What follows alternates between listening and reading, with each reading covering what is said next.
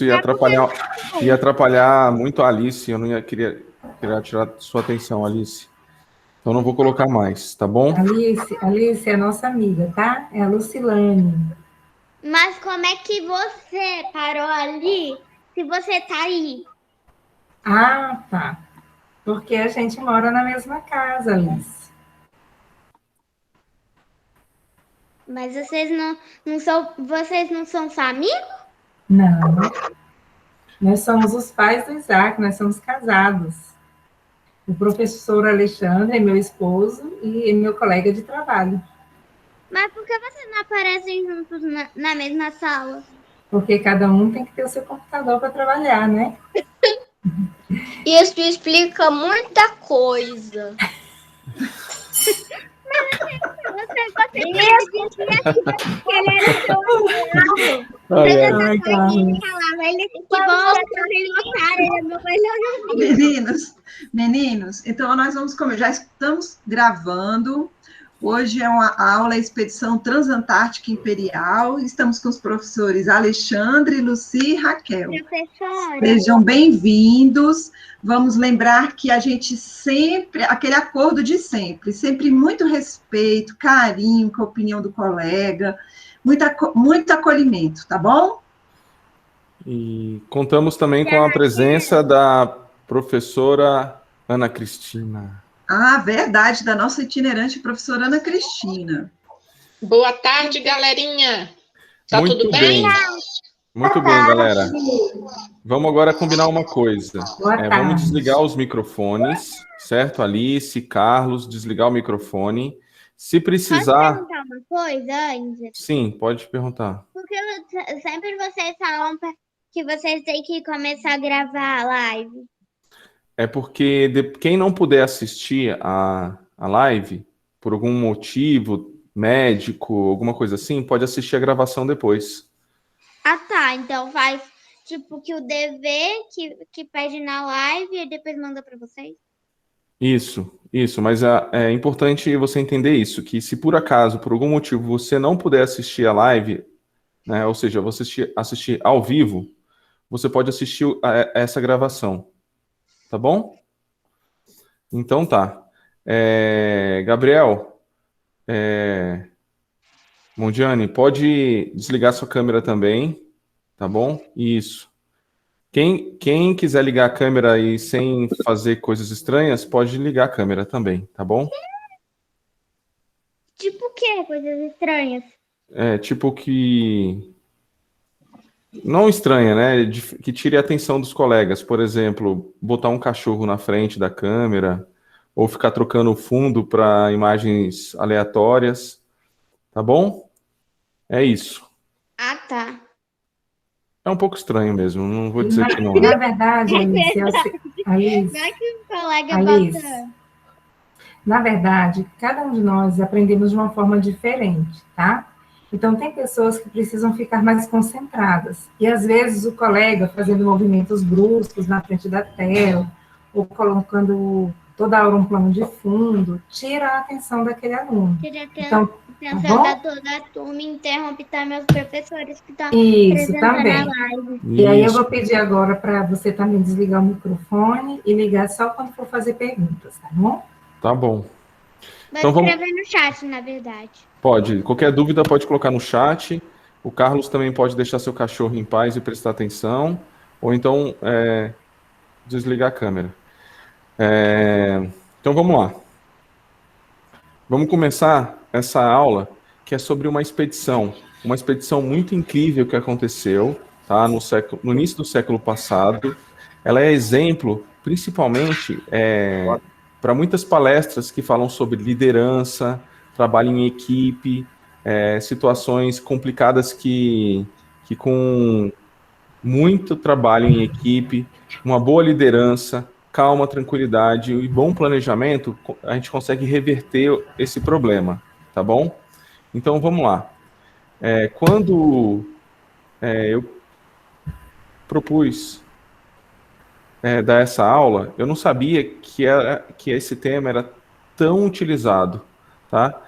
Então, é muito comum, se você mais para frente, se vocês forem pesquisar na internet, vocês encontrarem esse tipo de tema, principalmente ligado à liderança, tá? Porque a pessoa que foi o líder, né, ganhou até o nome dessa expedição, pelo menos algumas pessoas conhecem essa expedição como Expedição Shackleton, também conhecida como Expedição do Endurance, que é o nome do navio, e a Expedição Transantártica Imperial, que foi de 1914 a 1917. Então, fazem mais de 100 anos que aconteceu essa expedição, tá bom? Quase 107 anos, exatamente. Obrigado, Felipe. Pode desligar seu microfone, Felipe. Qualquer dúvida que você tiver, você levanta a mão, beleza? Então, eu vou convidar vocês para que vocês possam embarcar junto comigo e com os professores no Endurance, tá? E vamos entender tudo o que aconteceu. A ideia é a gente ter esse processo de imersão, ou seja, a gente entrar mesmo no navio, imaginar que a gente está no navio, imaginar tudo que aconteceu com essas pessoas que vocês estão vendo aí, ó. Todos esses heróis, eu gosto de chamar eles de heróis porque eles venceram muitas coisas mesmo. Eles são expedicionários, pessoas que contribuíram bastante com o desenvolvimento científico do nosso planeta. Todos eles estão aí. E o líder deles era o Sir, ele ganhou um título de cavaleiro, né? Sir Ernest Henry Shackleton, tá?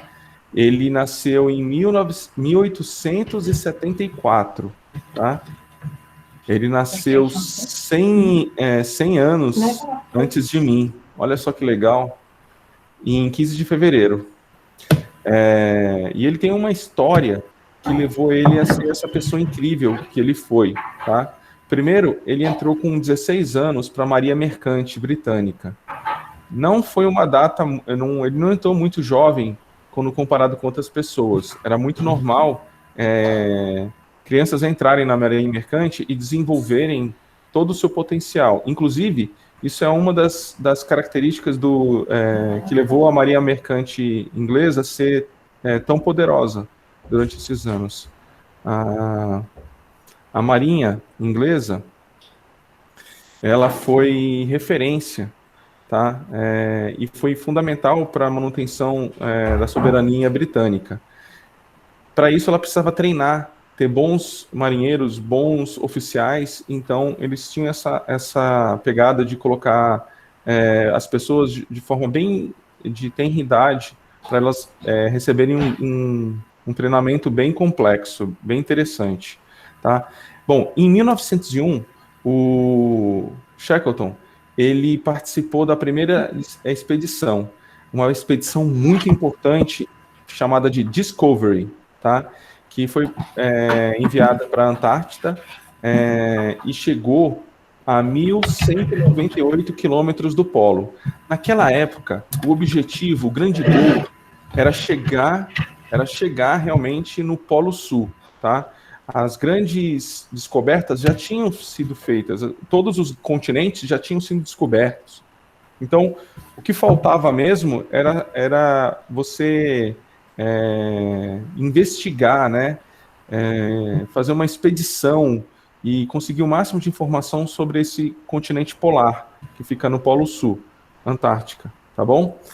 Bom, e em 1907, ele estava comandando sua própria expedição para chegar no Polo Sul, mas mesmo assim, em 1907, ele não conseguiu, tá bom?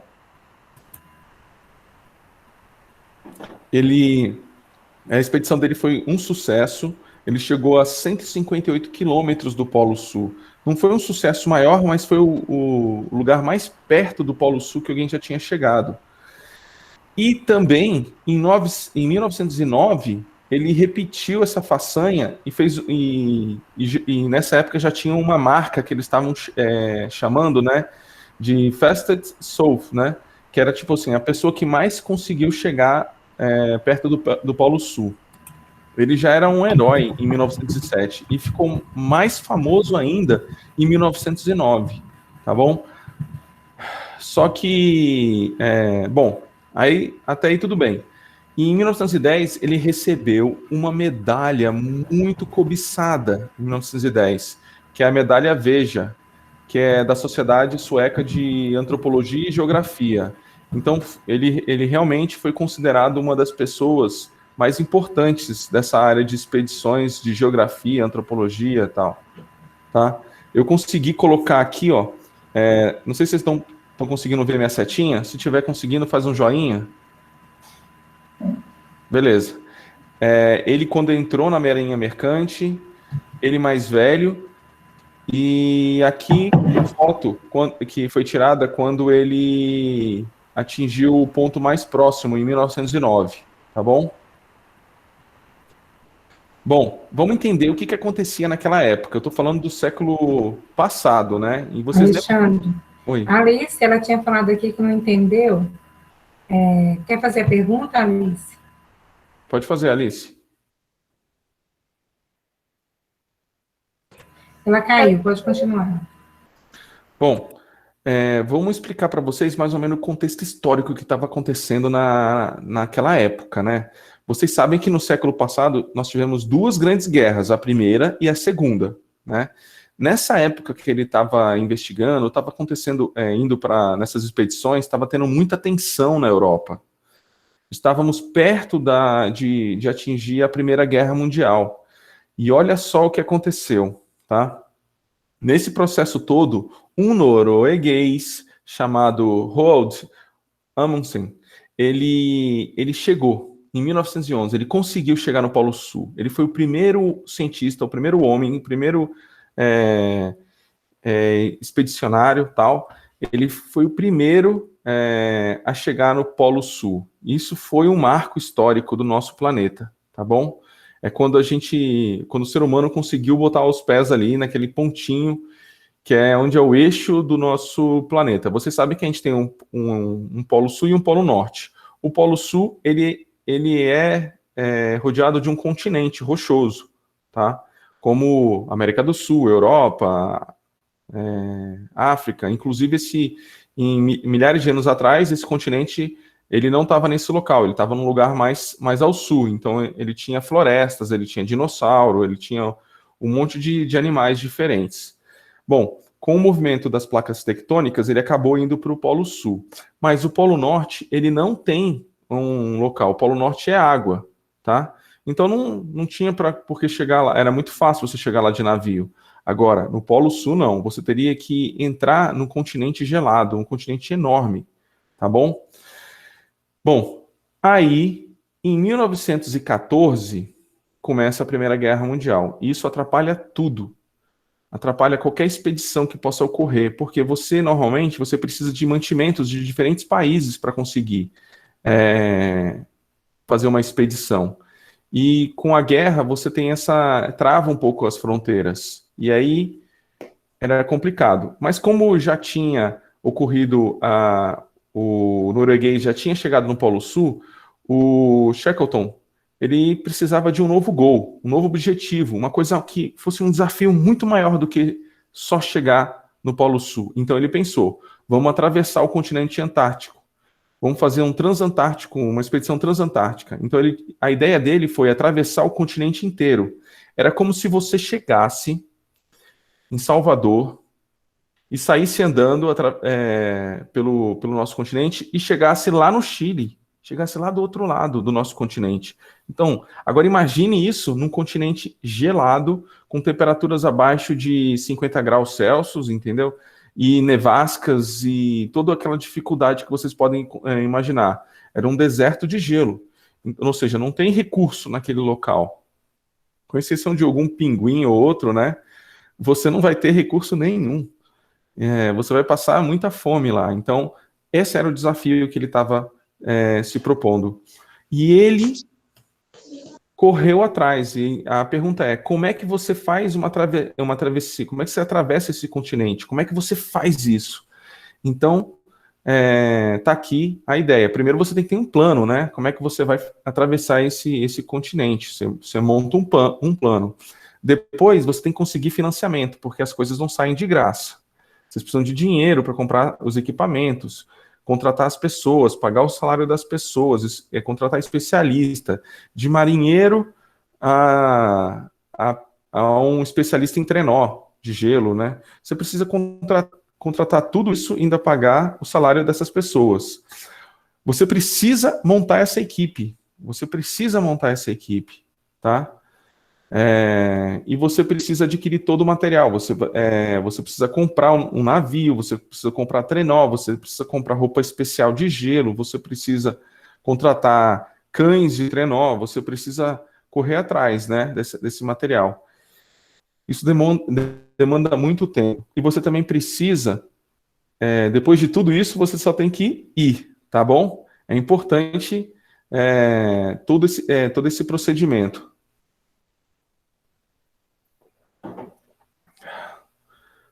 Parece que o Carlos quer falar. É que se eu sair assim do nada, é porque o celular do meu pai tá descarregando. Que eu pensei que o meu tava carregando, só que o fio tava mal encaixado. Aí do meu pai tá descarregando. Tudo bem, Carlos. Tudo bem, Carlos, a gente entende, tá tranquilo. Bom, então, qual é o material mais importante? É o navio. Você tem que chegar lá Você tem que chegar na Antártica, né? Você tem que sair do seu país e chegar lá. E a melhor maneira naquela época era a via marítima. E não era um navio comum, não, gente. Teria que ser um navio extremamente forte. Por quê? Porque você teria que atravessar e quebrar uma série de pequenos icebergs. Você tinha gelo que você tinha que atravessar. É um processo muito complexo navegar nessa região polar. Então, o importante é que o navio teria que ser um navio que fosse especial, que aguentasse, permitisse reter temperatura, né, para os participantes, e ao mesmo tempo ser extremamente resistente, tá? Porque eles iam estar num lugar muito frio e perigoso, tá bom? Então, o navio que o Shackleton conseguiu e comprou até certo ponto um pouco barato foi o Endurance, tá? Que significa resistência. O nome em inglês traduzido ficou com resistência, tá bom? O Endurance, ele foi idealizado e construído num estaleiro norueguês. Eles sabiam que ia ser provavelmente o último navio de madeira que eles iam fazer. Então eles capricharam mesmo nesse navio. Eles fizeram um navio muito forte, muito resistente. O mestre que estava construindo ele sabia dessa situação, então ele se empenhou ao máximo e construiu o que na época era considerado o segundo mais forte navio do planeta, tá? De madeira do planeta. E o seu nome inicial era Polaris, mas ele foi vendido, ele ia ser utilizado para caça de baleia e de ursos polares, tá? Mas um dos sócios voltou atrás e o empreendimento não foi para frente, e aí eles tiveram que vender o navio, e venderam para um Shackleton. É um bergantil. Bergantil é um tipo de navio com 3 mastros, e ele também tinha um motor a vapor. Naquela época, os motores a vapor estavam começando a ser encaixados, né, colocados nos navios. Então eles pensaram e colocaram também motores no Endurance. Era um motor de 350 HPs, que é horsepower, quase que não sai, cavalo e poder em inglês, potência, né? HP é uma sigla para definir a potência de um determinado motor, tá? E ele tinha um motor bem potente, mas era um navio muito pesado, muito resistente. Então, com os mastros, o sistema de vela e com os motores, esse navio chegava a 18,9 km por hora, tá? Para vocês terem uma ideia, o que significa isso, ele fez da Inglaterra até Buenos Aires, aqui na América do Sul, em 2 meses, tá bom? Ele tinha 320 toneladas, tá? Olha como ele era pesado. 44 metros de comprimento e 7,6 metros de largura, tá? A maior largura dele eles chamam de boca. E aí ele tinha essas dimensões. Era um navio muito bom, tá? Foi uma excelente compra. E essa aqui é a tripulação do Endurance, tá?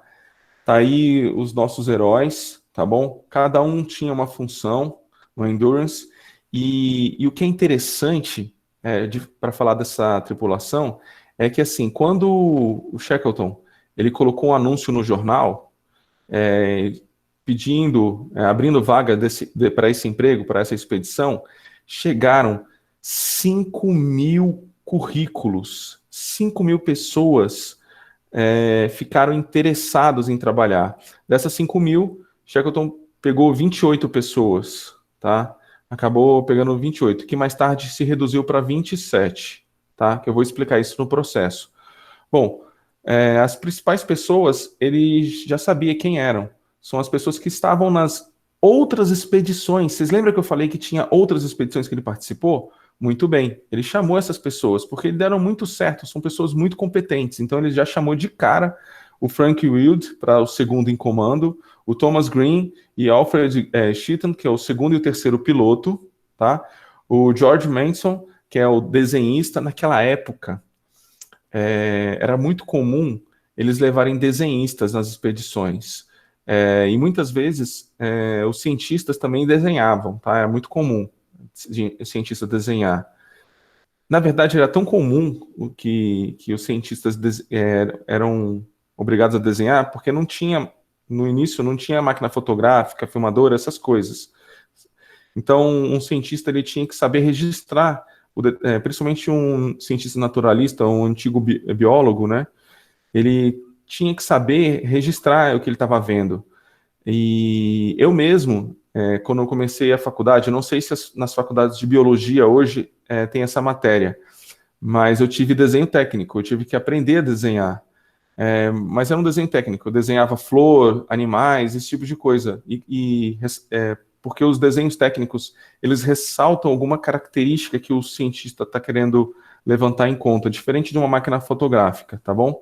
Enfim, é um parente só. Então, ele chamou o George Manson para ser o desenhista, o Thomas McLeod como o único marinheiro veterano de outras expedições. Agora, o mais interessante era a forma de como o Shackleton contratava as pessoas. Ele era extremamente excêntrico. Algumas pessoas chamavam ele de excêntrico. Ele é diferente, sabe? Ele pensava diferente. Ele não se importava muito com a principal função da pessoa. Por exemplo, meteorologista. Ele estava mais preocupado se a pessoa tinha uma outra característica. Por exemplo, ele contratou Leonard Hudson porque ele era engraçado, sabia contar piada, entendeu? Ele nem era meteorologista. Mas o que é mais interessante é que o Leonard, ele depois que ele foi contratado, ele fez um curso de meteorologia e ele ficou um excelente cientista. Ele ficou um ótimo meteorologista, ele ficou muito bom nessa ciência. E isso só levantou pontos positivos da forma como o Shackleton contratava as pessoas. Olha só, o Reginald James, que era o físico, tá, da expedição, ele cantava muito bem. E o Shackleton contratou ele só porque ele cantava muito bem. Tinha outros físicos, mas esse cantava muito bem, então ele contratava. O primeiro médico, o Alexander McLean, na hora que o Shackleton perguntava as coisas para ele só dava respostas divertidas. Aí o Shackleton contratou ele na hora, entendeu? E aí entendeu? Durante vários meses ele foi contratando as pessoas pelas características secundárias delas, não a característica principal, entendeu? É isso que chamou muita atenção das pessoas em relação à forma de liderança do Shackleton. Ele dava mais valor à pessoa ter várias habilidades do que simplesmente você contratar ela por causa de uma característica, entendeu? Eu dei terça-feira o exemplo da professora Raquel, que ela foi contratada pela Secretaria de Educação, porque ela passou no concurso como professora de letras. Então, ela era muito boa em letras, e a Secretaria de Educação contratou ela porque ela era muito boa em letras, porque ela passou no concurso nesse conteúdo. Mas o que a Secretaria de Educação não percebeu, e também nem testou isso nela, é que ela era muito boa em outras coisas, como, por exemplo, informática, saber trabalhar com mídias. Ela é uma pessoa que está sempre procurando aprender coisas novas. Então, essa foi uma característica secundária que é muito interessante na professora Raquel, mas não foi perguntado para ela se ela tinha isso, entendeu? Só um exemplo para vocês, tá bom? Além disso, ele precisava de outros tripulantes, né? Então, ele precisava de maquinista. Por quê? Pessoas que conseguiam consertar motores mecânicos. Ele precisava também de mais um médico. Ele precisava de fotógrafo, porque naquela época já tinha máquina fotográfica, era muito difícil, são máquinas grandes, né? Estavam no início da fotografia. Filmadora também ele levou, e ele precisava de um fotógrafo que entendesse de filmadora. Um biólogo, ele também contratou um biólogo, um geólogo, e pessoas que pudessem alimentar os fornos de carvão, além de mais marinheiros, né, que não tinham tanta experiência quanto o MacLeod, mas eles poderiam ajudar em todo o processo de condução do navio. Tudo bem? Então vamos lá. Bom, mesmo com todo o cuidado que Shackleton teve durante muito tempo para contratar, mesmo assim ele teve problemas com a tripulação, sabia? Não é uma coisa muito fácil saber contratar as pessoas também. Mas eu calculo que ele teve poucos problemas, tá? O navio, quando ele zarpou e foi em direção a Buenos Aires, na América do Sul, saiu da Inglaterra, ele não levou o Shackleton e nem o segundo em comando. Por quê, Frank? Porque eles tinham que resolver problemas financeiros ainda, e mais tarde eles iam se encontrar com o resto da tripulação em Buenos Aires, tá bom? E nesse processo eles descobriram que eles iam ter problema com o cozinheiro, porque ele gostava de beber um pouco além da conta e arrumava muita confusão. Então esse cozinheiro foi logo demitido, tá? Quando chegou em Buenos Aires. Além disso, 2 marinheiros brigaram com o primeiro piloto, o Sr. Greenstreet, né? Por quê? Porque o Sr. Greenstreet era uma pessoa de confiança do Shackleton, né? E esses 2 marinheiros arrumaram confusão com ele, então eles também foram demitidos, tá? Em contrapartida, eles contrataram outro cozinheiro em Buenos Aires e também contrataram mais um marinheiro. Eles perceberam que não precisava de mais 2, contrataram mais um. Aí a tripulação caiu um pouco, tá? Bom, além disso, eles perceberam que o cozinheiro precisaria de ajuda lá em Buenos Aires, então eles contrataram o Percy Blackborough, que tinha 18 anos, e virou ajudante de cozinha. Gravem esse nome, Percy Blackborough. Ele vai ser uma pessoa muito importante mais para frente, porque o Shackleton vai fazer ele uma pessoa extremamente importante. Vocês vão entender o que eu quero dizer, tá bom? Então foi isso. Além disso, além do canadense William, que chegou em Buenos Aires também, os cães de trenó também foram embarcados em Buenos Aires. Assim que o Shackleton chegou da Inglaterra, eles zarparam em direção ao continente polar, tá? Eles foram para Geórgia do Sul, tá? E nessa direção da Geórgia do Sul, eu gostaria de falar para vocês algumas coisas interessantes, tá? Principalmente, qual era o plano, tá? Qual era o plano quando ele chegasse no continente antártico, tá? Bom, iam desembarcar 14 homens só, dos 27 que estavam a bordo, iam desembarcar só 14 homens, tá? 6 homens mais o Shackleton iriam de trenó e equipamentos para cruzar o continente. Iam desembarcar aqui, ó. Estão vendo a minha setinha? Tá? Iam desembarcar aqui e iam de trenó até o Polo Sul, depois iriam até o outro lado do continente Antártico, iam ser resgatados por um outro navio chamado Aurora. Por quê? Porque nesse meio tempo, os outros homens iam estar aqui fazendo alguns experimentos científicos e o navio ia ficar parado, né, protegido no gelo, para que ele, assim que saísse o gelo, ele pudesse voltar, tá bom? E o Aurora ia levar eles para Nova Zelândia, por exemplo, né? Então, essa era a ideia. O Aurora sairia da Austrália, encontraria com eles na ilha Ross, que fica do outro lado do continente, e depois eles iriam para Nova Zelândia. Esse era o plano, tá? Mas vamos ver o que acontece nesse processo. Aqui tem uma foto aqui, ó, tá vendo? É uma foto original do plano deles. Então, eles zarparam, tá, para o Ártico, tá? Então, eles foram em direção a essa ilha aqui, Geórgia do Sul, né? Depois que eles embarcaram os 69 cães que vieram do Canadá, vocês vão ver os cães, fotos dos cães, eles eram os melhores cães de trenó que vocês poderiam imaginar.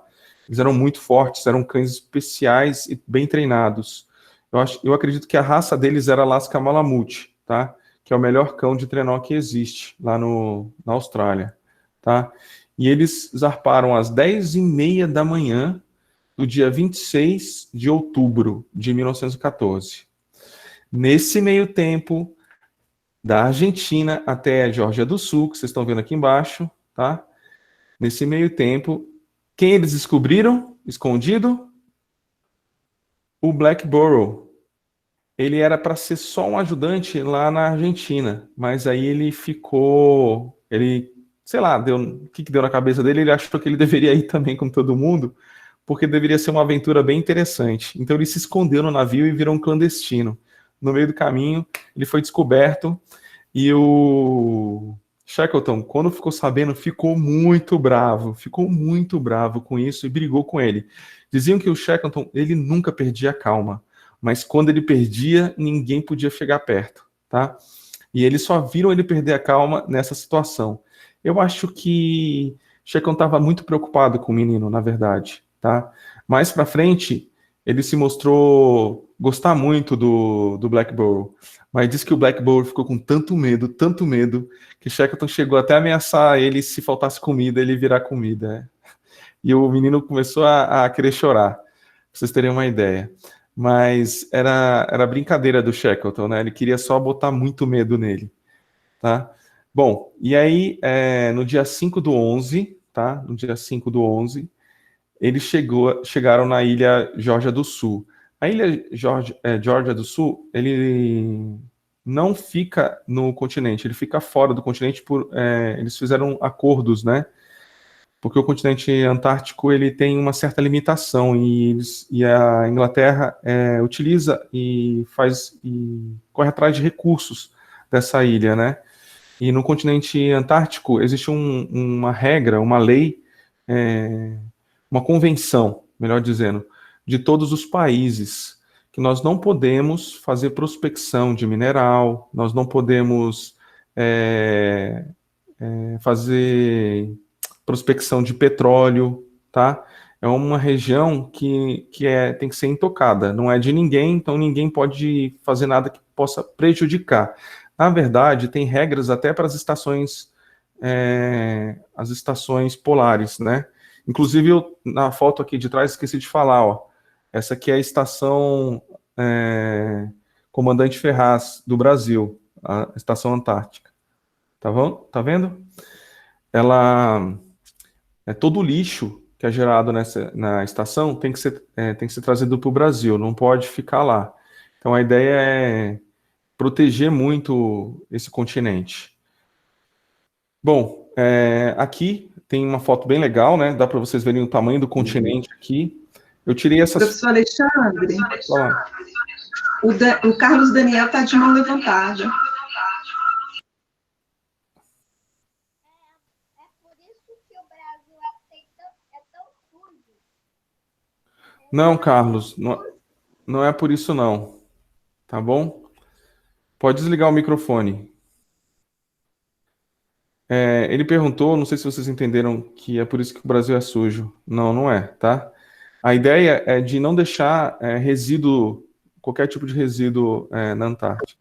Até mesmo porque todo o material levado do Brasil para lá tem que voltar ao lixo, né? Tem que voltar o que você não utilizar, né? A gente não pode construir nada na Antártica com os recursos de lá. Bom, a Geórgia do Sul está bem aqui em cima, ó, essa ilha aqui, tá? Tem algumas fotos atuais da ilha. Vocês podem ver que as coisas não evoluíram muito lá. Afinal de contas, é um lugar muito... Como é que fala? Muito distante de tudo, né? Então, não vale a pena muita gente ir para lá, a não ser para pesquisa, né?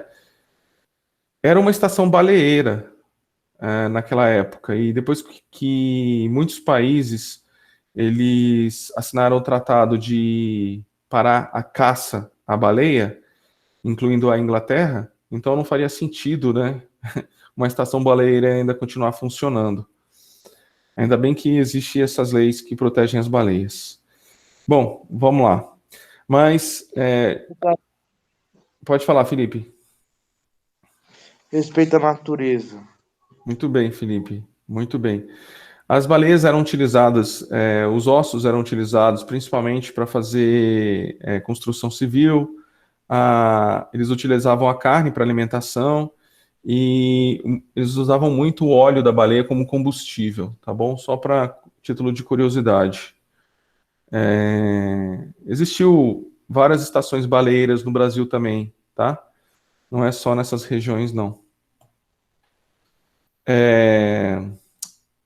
Vamos lá. Esqueci de falar uma coisa legal que aconteceu na Geórgia do Sul. Era uma estação baleeira britânica, né? Então, quando os expedicionários chegaram na Geórgia do Sul, eles já conheciam, muitos deles já conheciam Shackleton, né? Ele já tinha passado lá umas 2 vezes ou mais, né? Então, eles fizeram uma festa. A galera lá fez os baleeiros lá, os caçadores de baleia, os marinheiros, fizeram uma festa para eles. Trataram eles super bem. Toda noite tinha uma reunião, uma festa, assim, eles estavam muito contentes com a presença deles. E uma coisa que eu conversei uma vez com um cientista da estação, que estava na estação, né? Era uma cientista, e ela dizia o seguinte: você fica tanto tempo sem ver outra pessoa nessas regiões polares, que quando vem alguém, parece que é uma festa, sabe? Acho que eles foram as primeiras pessoas a viver em isolamento mesmo, né? O nosso isolamento aqui é diferente do isolamento deles, né? Nosso isolamento aqui, a gente está aqui, mas se a gente olhar para fora, a gente vê outra pessoa, né? Da nossa casa, né? E tem telefone, tem tudo, né? E nessas regiões, não, eles ficam meses sem ver outra pessoa. Então, foi uma festa mesmo para eles. Bom, enfim, no dia 5 de dezembro, olha só, eles chegaram, só para lembrar, eles chegaram dia 5 de novembro e foram sair de lá 5 de dezembro, então foi um mês de festa e de abastecimento de recursos, né, para eles irem para a festa. Vamos ser sinceros, né, levaram muito tempo nesse processo, né, então é claro que eles devem ter comemorado, se divertido e tudo mais, mas nessa região a gente tem que esperar o tempo melhorar para poder sair. Então, pode estar isso relacionado a isso, tá? Quem manda na Antártica é o clima, tá bom? Lembrem-se sempre disso. A gente tem nossos planos, tá? Os cientistas têm nossos planos, mas quem manda mesmo é o clima. E é muito difícil prever o clima nessa região, tá bom? Até hoje é difícil. Então, eles saíram no dia 5 de dezembro e foram em direção leste, como vocês podem ver, passando pelas ilhas Sandwich, aqui, tá? Passaram pelas Ilhas Sanduíche, e depois, num determinado ponto, eles começaram a descer, tá? E a descida deles não é uma descida muito fácil, porque começa a aparecer grandes icebergs. Os pequenos, o Endurance passava por cima, mas os grandes, ele tinha mesmo que desviar. Então, esse processo de desviar, às vezes, demorava e atrapalhava muito, tá? Olha só. Eles passaram por isso aqui tudo até chegar nesse ponto aqui. E nesse caminho, eu tentei colocar para vocês aqui o que eles viram durante esse percurso da Geórgia até a Antártica, da Geórgia do Sul para a Antártica. Olha só, eles viram pinguins, imperadores, albatrozes gigantes, tá? Enormes blocos de gelo, que são os icebergs da Antártica, que eles têm características diferentes do iceberg que a gente encontra no Polo Norte. Os icebergs do Polo Norte, eles têm uma configuração mais triangular, tá? E que é um iceberg que a gente conhece dos desenhos, é clássico, né? O iceberg que bateu no Titanic, por exemplo, era mais ou menos assim. E os icebergs da região polar, eles eram do Polo Sul, desculpa, são icebergs mais chatos, assim, tá? Vocês podem ver aqui essa característica, eles são mais achatados, tá? Eles viram muitas baleias azuis, claro, né? É uma região de caça de baleia, então é muito normal eles verem muitas baleias, incluindo a orca, tá? E isso deixou a viagem bem interessante. Lembra que eu falei que eles encontraram muitos blocos de gelo? Só que no dia 9 de janeiro, vocês lembram que eles zarparam dia 5 de dezembro, e no dia 9 de janeiro, um pouco mais de um mês, eles se depararam com essa imagem, o trecho livre. Eles não viam mais nada, é uma calmaria, e infelizmente isso não durou muito tempo. Eles estavam a 650 quilômetros da Baía de Vazel, que eles queriam chegar, tá? Aí a Baía de Vazel. Bem aqui, ó. Tá? Todas essas fotos que vocês estão vendo, eu tirei do Google Earth, tá? Google Earth ajuda muito nessa parte da gente se posicionar para entender distância, quilômetros, e aí vai, né? É isso, eles queriam chegar aqui, tá bom? Mas, infelizmente, no dia 15 de janeiro, quando eles estavam quase chegando, as coisas começaram a ficar complicadas, as coisas começaram a ficar difíceis. O gelo começou a fechar. E aí o Shackleton deu a ordem, né? Galera, vamos abrir caminho, né? Vamos quebrar o gelo e vamos abrir caminho, né? E vamos cortar o gelo. E os homens desceram e começaram a trabalhar para que o navio pudesse sair, tá? Só que, olha só, em alguns textos que eu li, era dia 21. Outros textos, era dia 24. Eu não consegui achar um consenso, tá? Parecia que cada um falava uma data, mas é mais ou menos essa data, entre 21 a 24 de fevereiro de 1915, tá? Que eles ficaram à deriva no gelo. O que significa isso? Uma placa de gelo enorme, né, se juntou com outra e fechou o Endurance, e travou o Endurance. Então o Endurance não conseguia mais sair e os homens não conseguiam mais quebrar o gelo. Ela ficou muito, muito resistente, tá? E essa placa de gelo mantinha, vou colocar aqui essa pecinha para parecer que é um navio aqui e minha mão a placa de gelo, tá? Então, o que acontecia? A placa de gelo ela não ficava parada, ela ia se movendo, se movendo, se movendo, tá? E essa placa de gelo estava se movendo, ó, justamente para oeste, tá vendo, ó? Ela estava se movendo para oeste. E aí o Shackleton pede para os homens pararem de quebrar o gelo, guardarem e economizar os recursos, economizar a força, não teve jeito mesmo, tá? E aí o navio ficando preso na placa de gelo, ele, de certa forma, ele está, de certo ponto, um pouco seguro, né? porque ele não, a princípio ele não iria afundar, não ia acontecer nada. E aí os homens poderiam descer com os cães, e os cães iam ficar em cima dessa placa de gelo, tá? Numa coisa chamada de dog loss, tá? É uma espécie de iglu para cães. E para os cães isso foi ótimo, porque os cães de neve, eles não gostam muito de ficar na madeira, em cima da madeira, eles preferem ficar com neve abaixo dos pés dele, né? E eles se sentiam mais seguros aí, eles foram lá para fora do navio e ficaram lá. Nesse ponto, Shackleton sabia que o navio ia ficar preso no inverno polar. Só iria ser solto quando a temperatura aumentasse. Ele, então, estava preso para o inverno polar. Bom, olha só o que aconteceu. Essa imagem é mais ou menos o que aconteceu naquela região. Gostaria de dizer uma coisa importante para vocês, tá? Essa não é uma imagem real, tá? Eu tirei de um documentário sobre o Shackleton, sobre a viagem do Endurance, tá? Esses documentários estão na nossa referência, tá? Todos os documentários, textos e livros estão na nossa referência.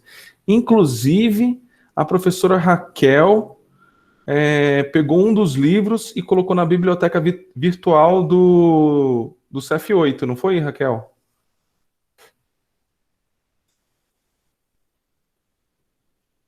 Cri, Oi. Tem sim, viu, gente? Tem um livro lá e já está disponível. Se vocês quiserem fazer download, né? Não tem custo nenhum. E assim, é muito interessante. Eu comecei a ler, assim, uma leitura muito gostosa, porque a gente embarca numa aventura mesmo, porque a parte pior ainda está por vir, né, Alexandre? Gente, infelizmente a parte pior está por vir, mas aguardem, vamos lá, vamos lá. Então todo mundo desembarcou e né, é mais ou menos essa estrutura que eles estavam vivendo, entendeu?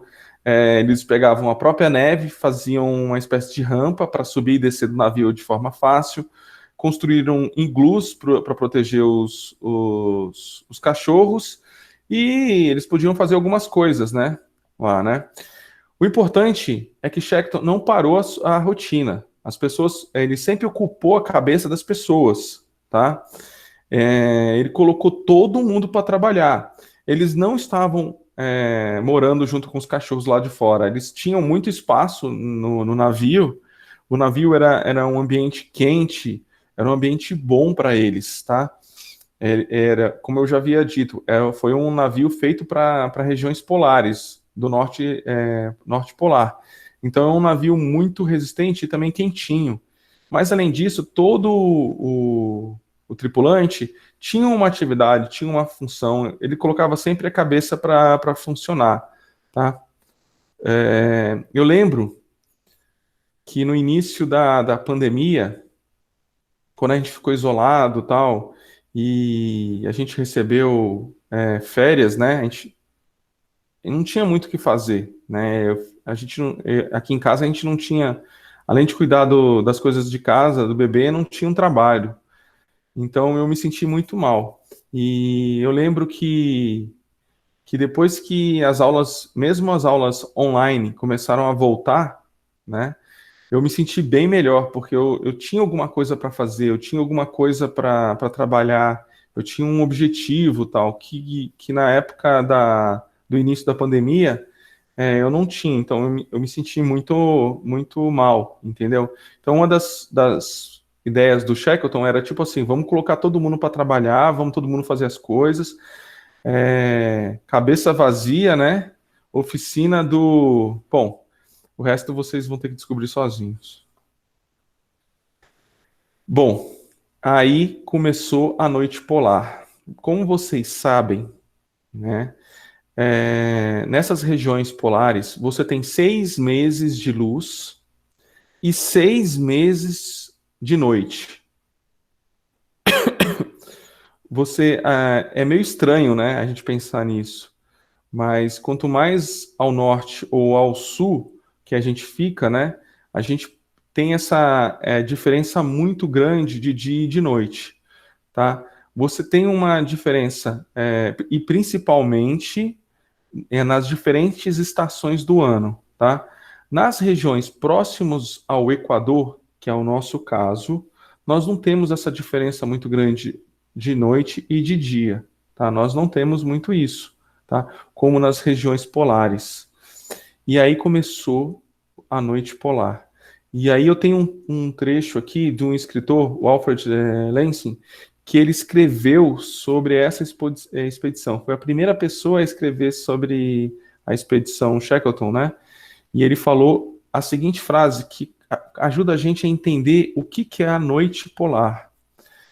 Em todo o mundo, não há desolação mais completa que a da noite polar. É uma volta à idade do gelo, sem calor, sem vida, sem movimento. Só quem já passou por isso pode avaliar plenamente o que significa ficar sem o sol, semanas a fio. Poucos homens desacostumados são capazes de combater os efeitos dessa provação. E ela já levou muitas pessoas à loucura. Então, gente, é uma coisa muito difícil. Até mesmo quem vai para a estação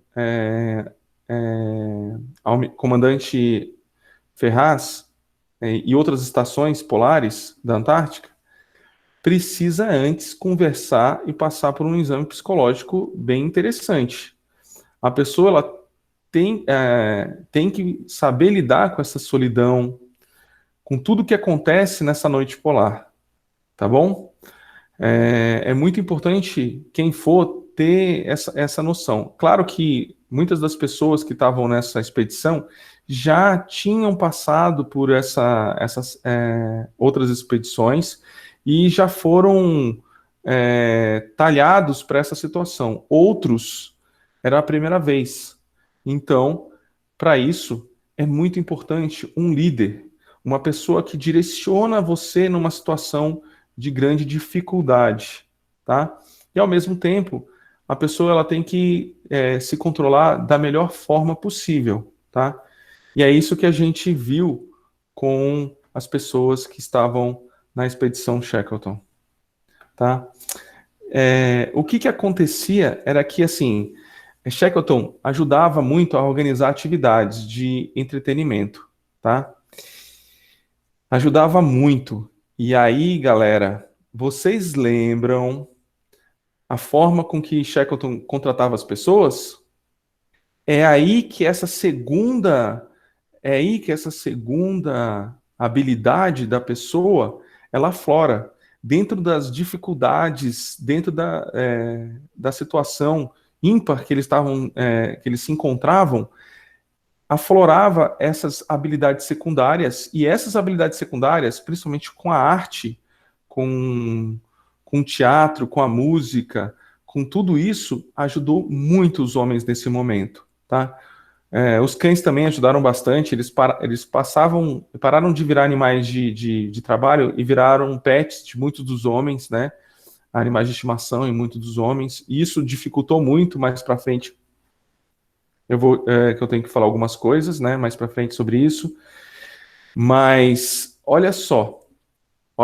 Lembra quando eu falei para vocês que a professora Raquel tinha várias habilidades secundárias? Vocês sabem quem viu os vídeos de chamada das aulas que a gente está ministrando? Alguém viu? Sobre o espaço? Eu vi. O que você achou Eu dos vi. vídeos? O que vocês acharam dos vídeos? Ficou bem legal. Bem legal, né? Ficou muito massa. Muito massa. E sabe quem fez esses vídeos? A prof. Raquel? Professora Raquel. Ela Não é legal? boa, hein? Ela é muito boa. E ela ficou melhor ainda, eu acredito que na pandemia, entendeu? Eu acredito que se a professora Raquel tivesse nessa expedição, ela também seria uma das heroínas. Ah, e eu esqueci de contar uma coisa legal para vocês. Vocês sabiam que naqueles 5.000 currículos que mandaram para o Shackleton, para ele contratar as pessoas, 3 mulheres mandaram currículo? Naquele tempo, é claro que as mulheres não iam para essas expedições. Os homens eram, por incrível que pareçam, mais machistas que eram hoje, né? E naquela época, eles não deixavam as mulheres participar desse tipo de aventura e expedição. Mas mesmo recebendo os 3 currículos, Shackleton chamou, mesmo naquela época, ele chamou as 3 mulheres para conversar e para explicar os motivos dele não poder contratar elas, tá? Olha como ele foi uma pessoa diferenciada também. Outros homens naquela época nem iam chamar elas, não iam dar valor nenhum, mas ele chamou. E elas eram cientistas, alpinistas, tinham experiência em sobrevivência, eram pessoas que queriam muito ir, mas infelizmente ele explicou que a estrutura do navio não podia, naquela época era muito sério a separação, né, de banheiro feminino, masculino, essas coisas. E ele acabou não contratando, mas mesmo assim ele conversou com elas, tá? Voltando aqui, como vocês podem ver nessa foto, os homens estão justamente retirando o gelo que acaba subindo e atrapalhando o navio. E se você não limpa o gelo em volta, esse gelo pode, com o tempo, quebrar o navio. Então, a manutenção tinha que ser constante, tá bom? E os homens fizeram de tudo para se manter ocupado nesse entretenimento que eu quis falar para vocês. Eles cantavam, eles contavam piada. Lembra que eu te falei que tinha muita gente que gostava de contar piada? Esses aí contavam piada. E aqueles que cantavam? Esses cantavam. Tinha muita gente que levou instrumentos de música também. Então tinha muito músico ali. Então eles conseguiam à noite fazer uma noite bem animada. O dia tinha muito trabalho, mas a noite era bem animada. E até um dia aconteceu uma coisa bem interessante. Lembra que eles contrataram condutores de trenó que vieram dos animais que vieram lá do Canadá? Esses condutores de trenó que treinavam os cães, eles se desentenderam. Um falava, os meus cães são melhores, os outros falavam, não, eu sou melhor. Aí eles peraí, vamos resolver isso aí, vamos fazer uma corrida de trenó. E teve uma corrida de trenó. Foi a primeira corrida de trenó da Antártica. Foi muito legal. E isso animou muitos homens naquele momento, entendeu? Porque você está numa situação de isolamento, de tristeza, às vezes um pouco até melancólico.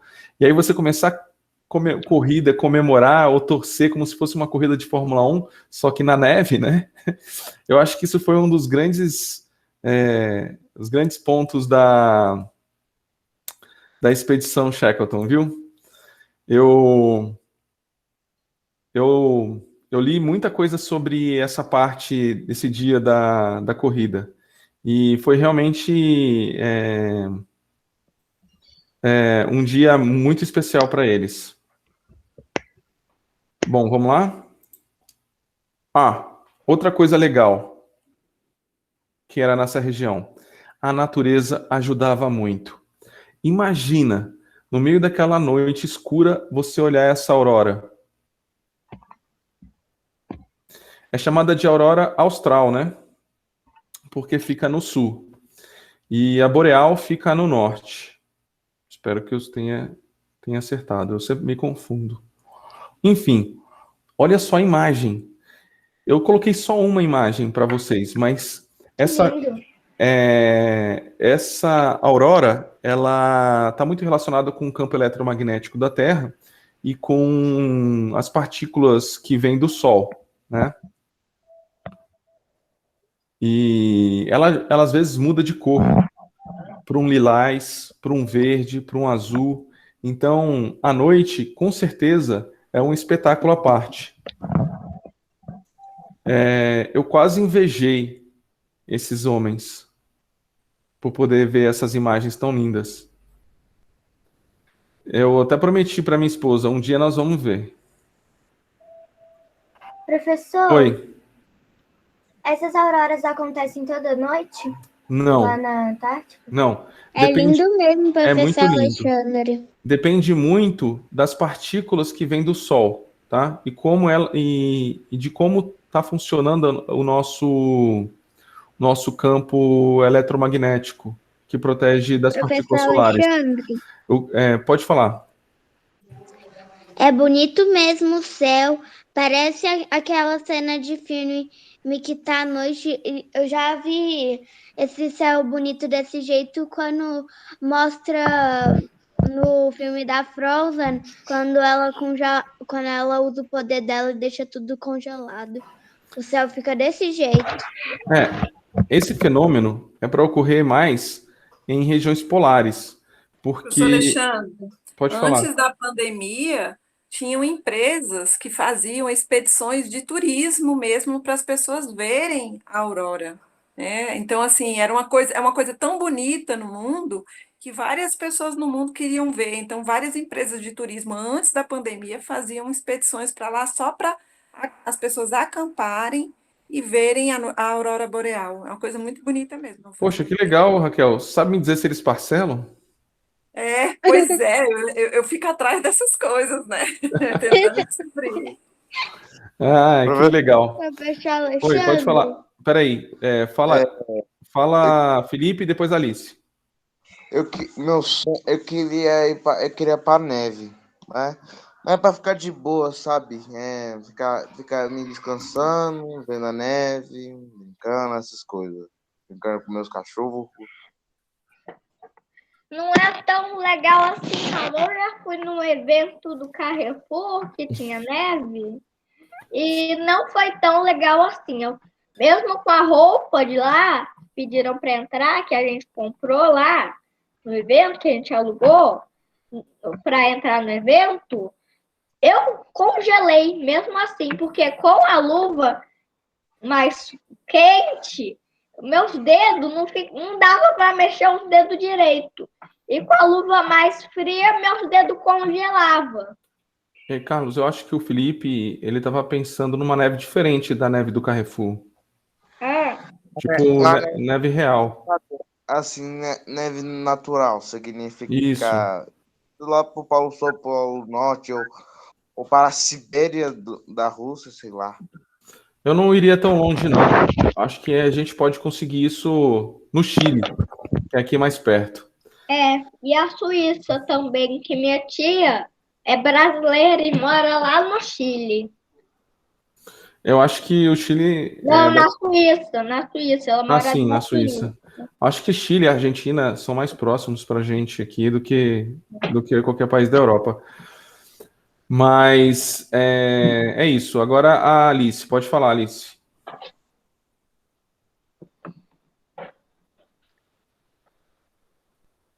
Esse negócio aí que você mostrou no céu tem um nome muito bonito e é muito bonito. Tipo, se eu morasse nesse lugar, e tipo, se não fosse tão frio, eu sentava só em algum lugar e ficava olhando a noite inteira.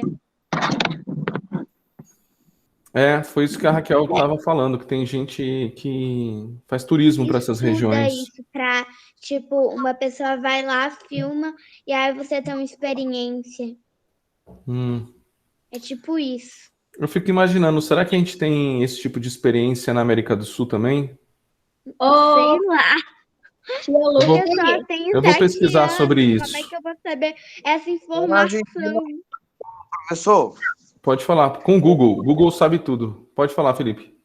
Me disseram que você pode ir para um lugar chamado Rio Grande do Sul, também neva.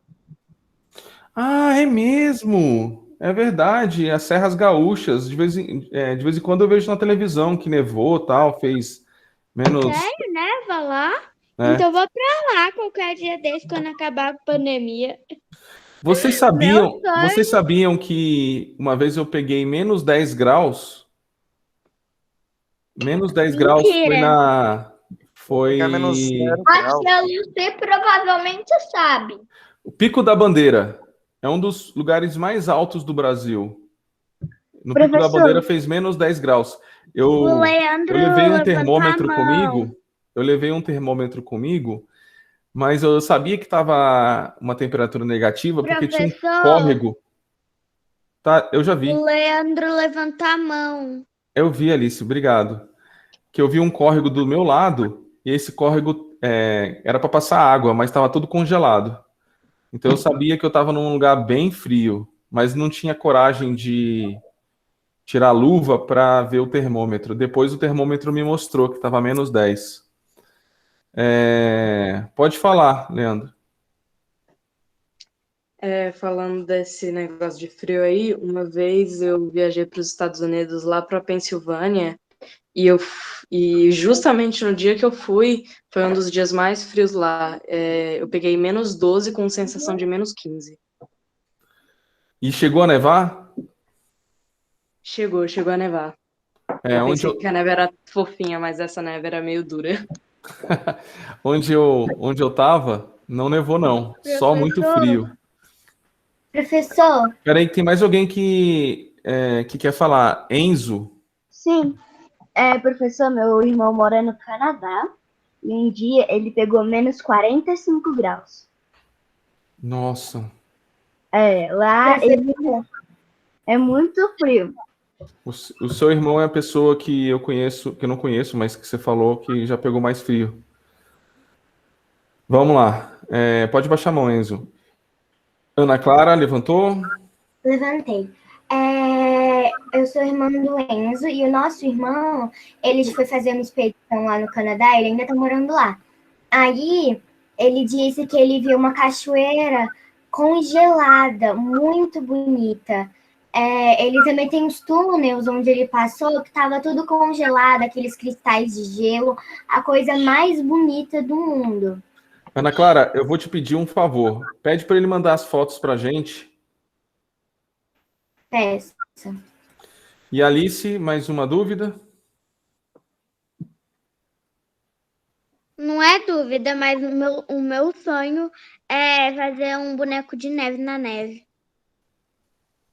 Tá bom, tá bom. É um sonho muito legal. Mas eu não tenho coragem de nem botar um pé no Alasca. Senão,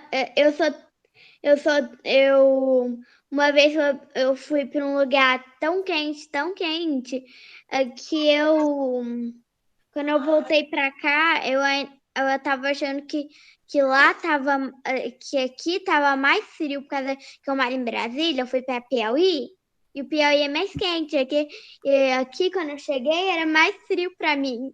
E eu fiquei congelando, tipo, eu não conseguia ficar nem aqui no sofá, sentada na sala assistindo uma TV, sem estar com uma coberta. Eu sei como é que era no Piauí, Alice. Eu sei exatamente o que você passou. Pode falar, Felipe. O professor, assim, eu tinha percebido assim, eu já me acostumei com o calor da Bahia, mas quando eu fui pela primeira vez, eu senti meio calor, mas quando eu voltei, eu senti um pouquinho de frio. Acho que eu tinha 1 ano, 2 anos, sei lá. Tudo bem, vamos retomar aqui. Só perguntar por último para o Carlos. Carlos, você levantou a mão? Que eu já fui para a Suíça. Eu não me lembro que eu era muito bebezinho, mas eu já fui para lá. Isso é bom, Carlos. Parabéns. Isso é bem legal. Pena que você não lembra. Mas eu tenho certeza que Eu devem acho ter que minha tirado mãe fotos. tem umas fotos lá no tablet. Eu sem vi que ela fez upload para o computador do tablet, para a nuvem. Tudo bem, Aí Carlos. dá para enviar as fotos, eu acho, depois. Tudo bem, Carlos. Pode baixar a mão. Obrigado. E pode desligar o microfone. Vamos voltar aqui, galera? Então, vamos lá. Olha só o que aconteceu no dia 22 de junho. Olha só, lembra que eles estavam... que eles chegaram lá, começaram a ter problema dia 15, né? De janeiro e tal. Agora a gente está em 22 de junho. Já passaram muito tempo, tá? E eles fizeram uma festa de solstício de inverno. Quando o inverno chega no seu pico, tá? O principal dia, né, do inverno, né? Às vezes faz muito frio, às vezes não faz tanto frio, né? Mas eles chegaram no meio do inverno. É isso que eles estavam comemorando. Chegamos na metade, já vencemos a metade, beleza. E aí eles comemoraram, cantaram, teve um palco, né, de interpretação, teve teatro, música, e sketches divertidas, né? Eles riram muito, entendeu? E eu até separei uma foto aqui do Tom Thomas, né? Thomas Green, né? A bordo do Endurance, ele segurando os filhotinhos que nasceram, né? Nesse meio tempo que estavam lá. Na verdade, isso foi até parte do filme que eles fizeram. Eu congelei a imagem do filme e coloquei aí. Eu achei muito legal. Parece que eles estão Professor, numa festa mesmo, num lugar super tranquilo, né? Quando a gente olha essas fotos. Eu queria trazer essa ideia para vocês. parece que tem sino no alto. Ah, eles estão. Não esquece que eles estão dentro de um navio, né? Então, às vezes. Parece que tem uns sinos, mas é só baixo mesmo. Não, Parece não, que tem uns sinos aí. não, Alice, é um sino mesmo. Sério? Achei que Sim, era uma luminária. não. A Achei que luminária era tá aqui uma do, luminária a em luminária forma tá aqui de do lado, ó. sino. Essa aqui é a luminária, tá? E esse aqui é o sino. É muito comum, até nos dias de Por que hoje. tem um sino lá embaixo e o sino não lá em cima? O sino, ele fica em vários lugares diferentes. É uma maneira deles se comunicarem no navio. Lembra que esse navio era um navio muito protegido do frio, dessas coisas? Então, provavelmente ele tinha também uma proteção acústica, não só térmica, mas como acústica, né? E às vezes você precisava de um sino embaixo também, porque o sino que fica no deck, no principal deck, poderia sair muito baixo, então eles tinham um sino ali. E também uma maneira de você comunicar algum problema que estava tendo embaixo, né? Quem sabe, né? Eu não sei muito dessas coisas, porque eu sou muito pequena, mas quando eu crescer, eu quero. Esqueci o que era. Você quer trabalhar na Marinha Brasileira? Sim, é isso. Ótimo. Aí eu tenho certeza que quando isso acontecer, eu vou te ligar e pedir para você dar uma palestra sobre sua experiência na Marinha. Tá bom, mas isso vai demorar, tá? Não tem Eu problema. ainda tenho Não, 7 anos e eu acho que eu só vou começar a fazer isso com uns 21. não tem Vai problema. demorar. Você pensa assim, Alice. Todo ano eu falo isso para um aluno, entendeu? Então eu garanto uma palestra por ano, daqui a 20 Tá, anos. entendi. Pode É, continuar o que você tá falando. Tá. Professor? Felipe, pode falar Felipe primeiro, depois. depois. Foi mal por ter interrompido essa aula, mas eu quero. Mas eu acho que é impossível, tu fazer isso. Eu quero visitar todos os países do mundo para fazer palestras, essas coisas. Se eu tiver paciência também. Não se preocupa, Felipe, e não existe impossível, não. O impossível com a gente demora só um pouco mais. Professor, Pode falar. não tem aquela luminária? E o moço perto do sino, ele é meio esquisito. Eu não entendo muito de luminárias do século passado. Não tem perto do sino? Sim, tem. Não tem um homem quase de cabeça careca? Ele tá usando, eu acho que ele tá usando uma espécie de olho mal feito de isopor, sei lá, alguma coisa assim, pra, tipo, fazer graça, entendeu? Ele tá fazendo uma piada. Mas não sei muito direito. A orelha dele é meio estranha. O olho também parece ter um olho fechado que parece que tá roxo. Eu tenho certeza que. Bom, como ele. Por que antigamente as fotos eram preto e branco? É mesmo, né? Por quê, né? Se Meio colorido é menos estranho, legal, né? né? Eu também penso Não dá assim. pra ver as cores direito. Eu também penso assim, Alice, mas depois eu lembro que o processo de Era fotografia bem mais e desenvolvimento da diferente. tecnologia é aos poucos, né? Então, primeiro preto e branco, depois colorido, Depois, bem até mais colorido.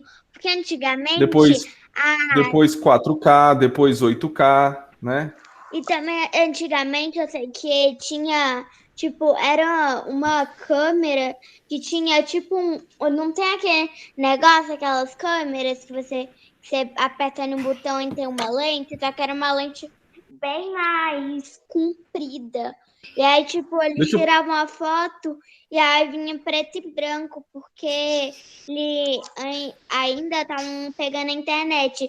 Tipo, hoje, e a gente tem tablet, a gente tem internet, a gente tem tudo. Entendi, Alice. Deixa eu perguntar as coisas agora para o Enzo, depois para o João Gabriel. Fala, Enzo. Ok. Ô, professor, tem um filme com. Tem um filme com essa história? Tem. E qual é o nome dele? Ah, não. Você só vai assistir semana que vem. Senão você vai dar spoiler.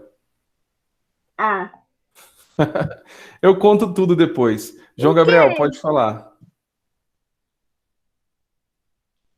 Eu ia falar sobre esse cara estranho aí, que eu ia perguntar que Ele tá, olhando aí. ele tá fazendo uma piada, ele só tá fazendo uma piada. Ele botou. Às vezes eu.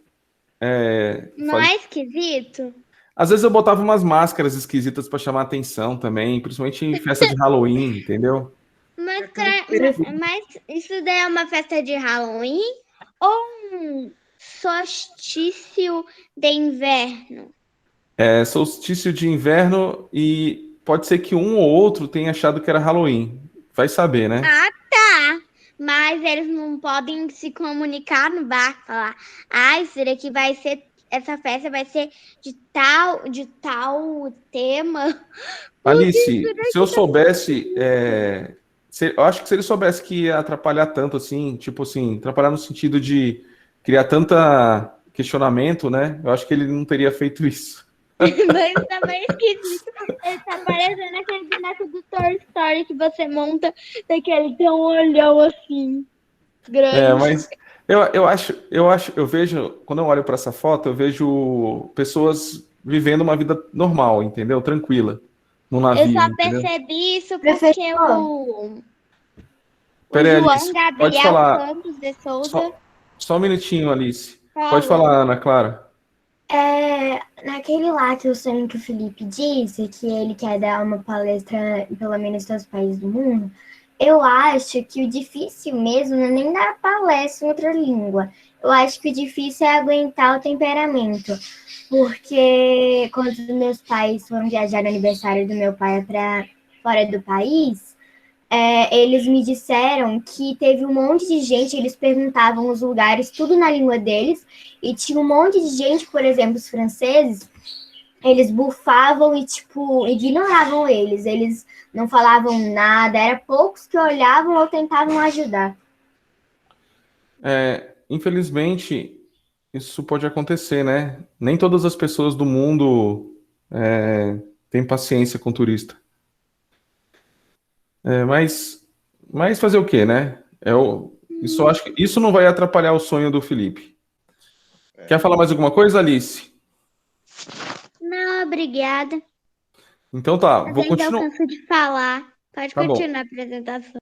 Vou continuar. Falar nisso, tá acabando a apresentação. Vamos só mais um slide, então. Vai acabar Eu vou ser palestra muito boa. 3 Olha dias. só o que acontece no dia 24 de outubro. Meu Deus! Pois às vezes isso pode acontecer. Uma placa de gelo é empurrada por outra placa de gelo e ela quebrou o Endurance, quebrou a parte de cima do Endurance e o peso dela jogou o Endurance para baixo e foi um momento muito Trágico, deve muito ter sido trágico, sabe por quê? muito trágico. Eles não Na verdade, o que conseguiram aconteceu foi só a entrada de água no Endurance. Entrou água, passar tá? uma coisa.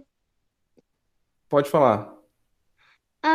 Deve ser meio trágico, porque primeiro eles não conseguiram fazer toda a viagem por causa que eles ficaram presos. Segundo, é porque eles vão ter que ficar nesse lugar frio e vai perder o barco. Pois é. Isso é o triste. O que aconteceu foi que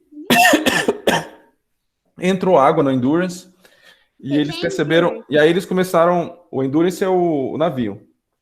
Aí o Shackleton deu ordem para eles tirarem todas as coisas do Endurance, tá? Vamos sair. Tira principalmente, vocês estão vendo aqui, ó, os barcos salva-vidas, ó. O que vai acontecer agora com eles, tio? Eles vão descer com os barcos salva-vidas, tá?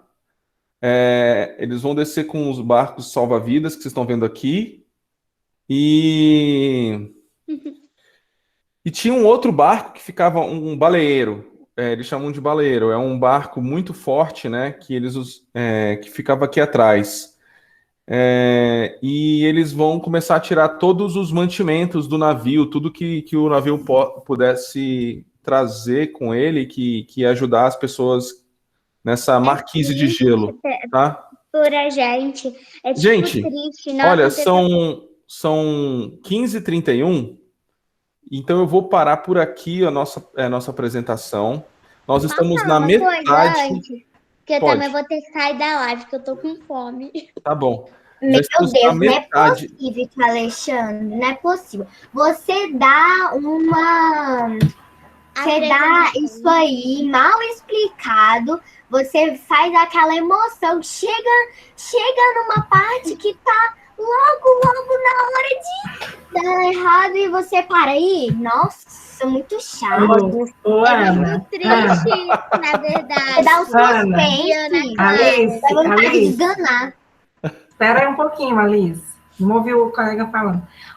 Ana, tá aparecendo aquelas novelas de antigamente, né? As novelas de rádio que as pessoas assistiam uma vez por semana e tinha que esperar uma semana para saber do resultado. Gente, essa história que o professor Alexandre está contando, para quem é da área de literatura, a professora Raquel pode até falar melhor sobre isso. Cabe direitinho a questão da jornada do herói, né? Da preparação, né? De toda aquela preparação, de que ele está lá na sua vidinha, e de repente ele é chamado para a aventura, né? E a aventura tem início, né? A sua caminhada em busca do desconhecido. E aí, o que o Alexandre fez agora foi chegar no ápice, no clímax da história, né? Chegou no ponto máximo da história.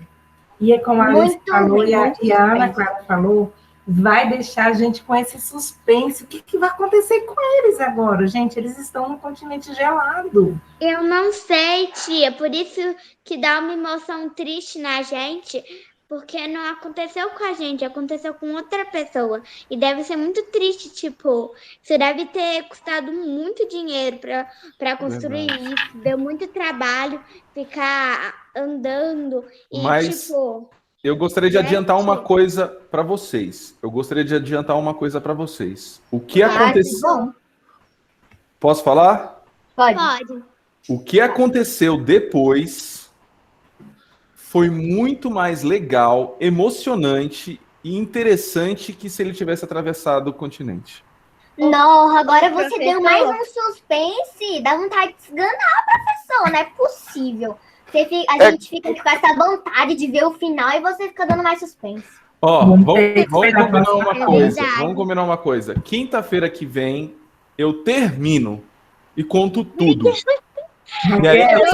E aí vocês vão entender.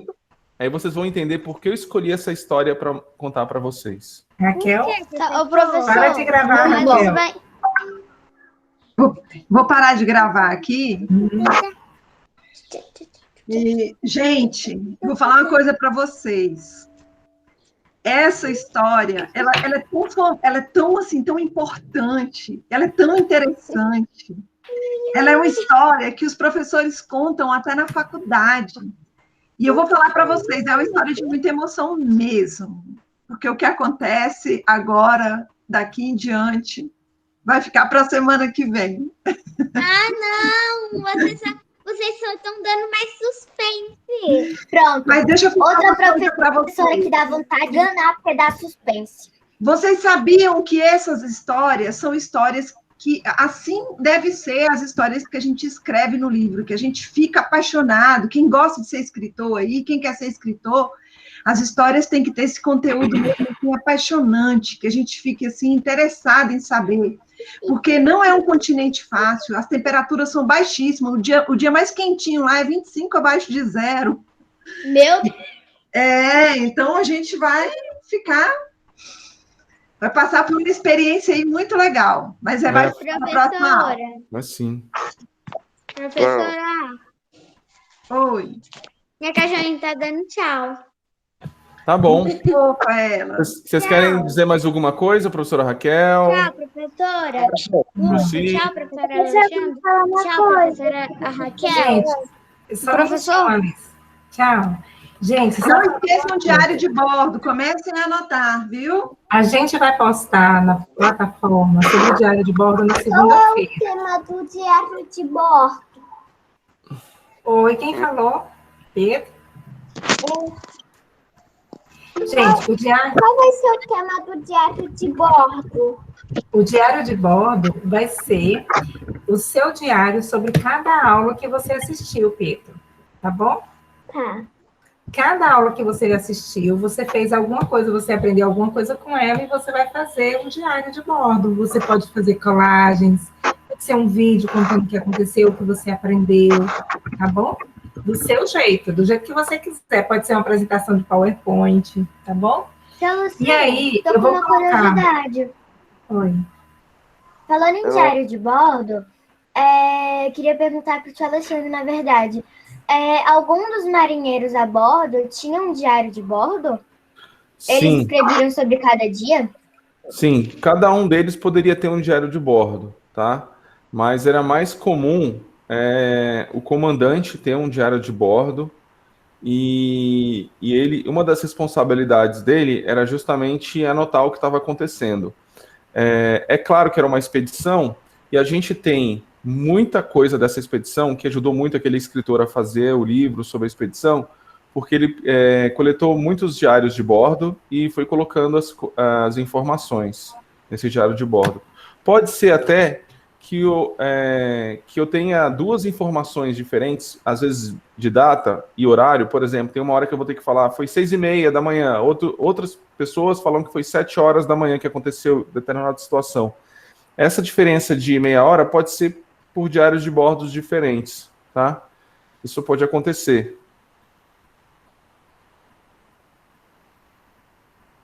É isso? Entendi. Então, sobre o diário de bordo, como eu estava falando, Ana Clara, na segunda-feira a gente vai colocar o documento, certo? Para vocês anexarem